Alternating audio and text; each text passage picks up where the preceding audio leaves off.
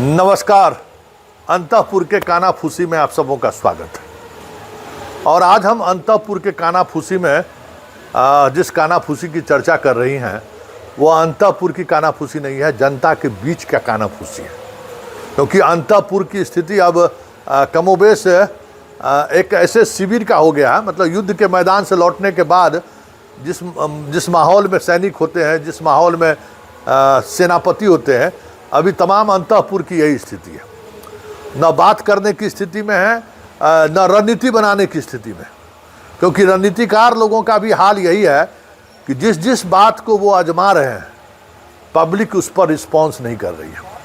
आज बाबर भी आ गया, अकबर भी आ गया, औरंगजेब भी आ गया, भारत पाकिस्तान भी आ गया, ट्रंप भी राजनीति में आ गया।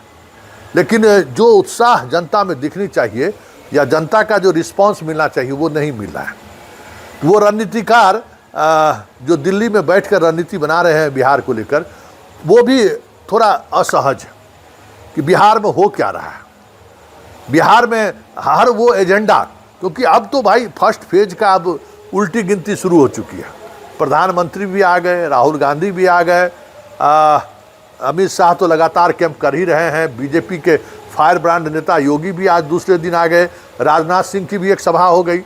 फिर भी माहौल नहीं बन रहा है, बेचैनी इस बात को लेकर है। और बिहार बीजेपी के जितने नेता हैं, उन नेताओं में तो समझिए हेलीकॉप्टर देखने भी लोग नहीं पहुंच रहा है। वो एक अलग समस्या है। चाहे वो सम्राट चौधरी हो, चाहे वो विजय सिन्हा हो, चाहे वो दिलीप जायसवाल हो, चाहे संजय जायसवाल हो, किसी की ये हैसियत नहीं है कि हेलीकॉप्टर लेके जो है सो अकेले सभा भी कर ले। और जहाँ सभा करने जा रहे हैं वहाँ हेलीकॉप्टर देखने वाले वही लोग नहीं पहुँच रहे हैं। तो संकट रणनीतिकार के सामने ये है। तो ऐसे में वहाँ अंतःपुर में अभी आपको क्या मिलेगा? अंतःपुर में तमाम लोग जो है सो अभी कह सकते हैं कि उस मुद्रा में है जिस मुद्रा में की चर्चा करना बेमानी है। तो जनता की ही हम अंतःपुर की चर्चा, जनता का नब्ज है, हम आपको बताते हैं कि हम इन दिनों लोगों से मिल रहे हैं। जनता क्या सोच रही है, जनता के अंतःपुर में क्या चल रहा है। जब रात में जब मियाँ बीवी अकेले बैठते हैं तब वो क्या बात करता है। क्योंकि वोट को लेकर किसी को कोई मतलब बहस चर्चा ही नहीं है कि भाई कोई उस पर बहस हो, एक माहौल बनता है, कोई चर्चा नहीं है। हाँ, रात में सोने वक्त में जरूर लोग चर्चा करते हैं कि की भौ रहे नेताओं का भाषण की चर्चा होती है। यूट्यूब पर, मोबाइल पर लोग देखते हैं कि आज क्या हुआ है। बस क्या करना है इसको लेकर बड़ी चुप्पी है। और यही चुप्पी जो है अंतःपुर के तमाम बड़े योद्धाओं को कह सकते हैं कि परेशान कर रखा है कि भाई आखिर ये चुप्पी क्यों है। हालांकि आज अमित शाह ने एक चुप्पी तोड़ी है कि बिहार में उनको समझ में आ गया कि बिहार साधना उनके बस में नहीं है। जब जब वो कोई प्रयोग करते हैं तो औंधे मुंह गिर जाते हैं। उनकी पूरी सियासत आज समर्पण करता हुआ दिखा जब उन्होंने कह दिया कि बिहार में कोई वैकेंसी नहीं है, नीतीश कुमार है। तो कम से कम अब नीतीश कुमार को लेकर जो संशय की स्थिति बनी हुई थी वो थोड़ा कह सकते जो धुंधलापन दिखता था, अब थोड़ी उजाला दिखने लगी है। लेकिन फिर भी खुलकर अभी बहुत सारी बातें कहना अभी बाकी है। तो ये चर्चा बीजेपी के कैंप में है कि नीतीश को घोषणा करें या नहीं करें, क्या करें नहीं करें। लेकिन एक सवाल आज मुझे विचलित कर दिया, और वो भी जनता के। उनके पास ये ज़रूर है कि भाई हम जो चीज़ें देख रहे हैं, ठीक है, हमारे पास कोई विकल्प नहीं है। हम विकल्पहीनता की स्थिति में हम नीतीश के साथ हैं।